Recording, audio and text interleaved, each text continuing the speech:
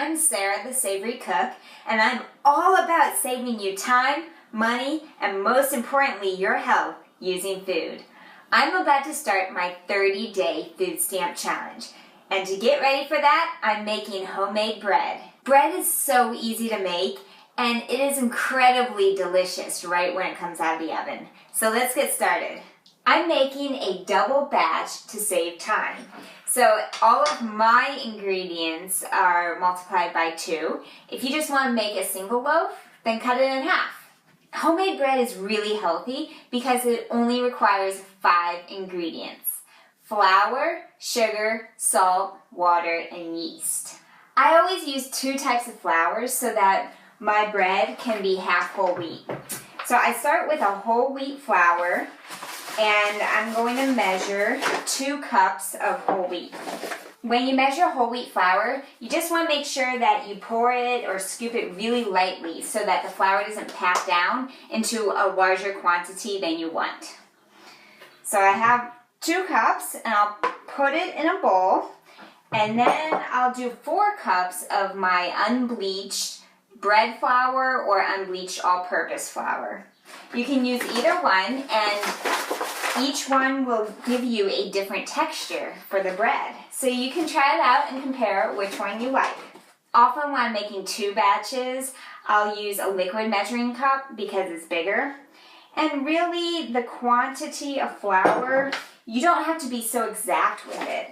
A lot of people think baking is a science, but it's also quite a bit of an art. Now, if you're unsure about the quality of your yeast, you will want to proof it, which means that you put it in a bowl of warm water and make sure that it becomes nice and frothy. And that's called proofing your yeast. But I know my yeast is fresh, so I don't really need to proof it.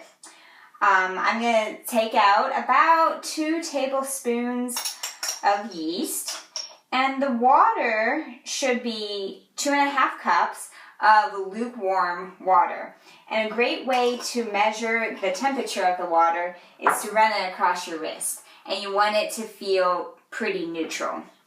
So I'll combine the yeast and my water, and then I'm going to add about 2 tablespoons of sugar. I'm just using regular table sugar. You can use honey if you want, or sugar in the raw, but you just want 2 tablespoons of sugar so that the yeast has something to feed on. Then mix that together, and then you let it sit undisturbed just to make sure that it turns frothy, and that means the yeast is active. Lastly, to my flour, I'm going to add 2 teaspoons of salt. And remember, this recipe is doubled to save time, because I will end up freezing 1 loaf for later and eating 1 loaf fresh out of the oven. And I love cooking in double just because it's so convenient. With our busy schedules, we have a really hard time fitting cooking into our schedules, so always cook more than you want that day. Alright, our yeast is starting to foam. It's hard to see through the plastic, but I know it's active, so I'm just going to go ahead and add it and stir it together. And you can kind of knead it with a spoon. A lot of times, if I'm really busy, I'll just knead it with a spoon and be done with it and let it rise. I won't even do the next step of actually kneading it on the table.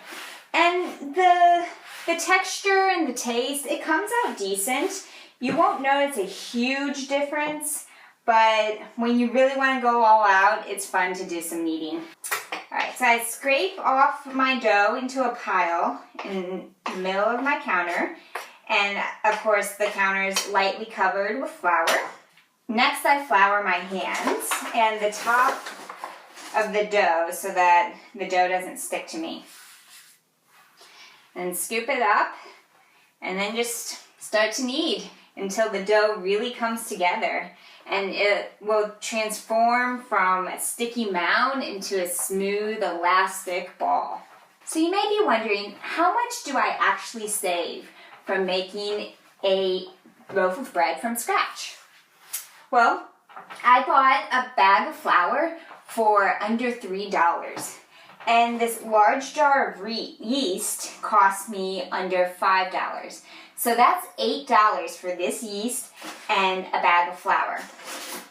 The bag of flour will make me 6 loaves, and the yeast will actually make me 15 loaves of bread. And that means, if you do the math, that each loaf is under $1. Not only that, but your loaf only contains 5 ingredients. Whereas store-bought loaves, if you read the list of ingredients, you'll have a hard time pronouncing some of them because there's so many preservatives in it. You'll definitely compromise on taste and money when you buy your loaves in the grocery store.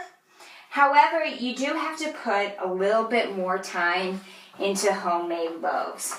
So that's why I make a double batch every time I make a batch of bread.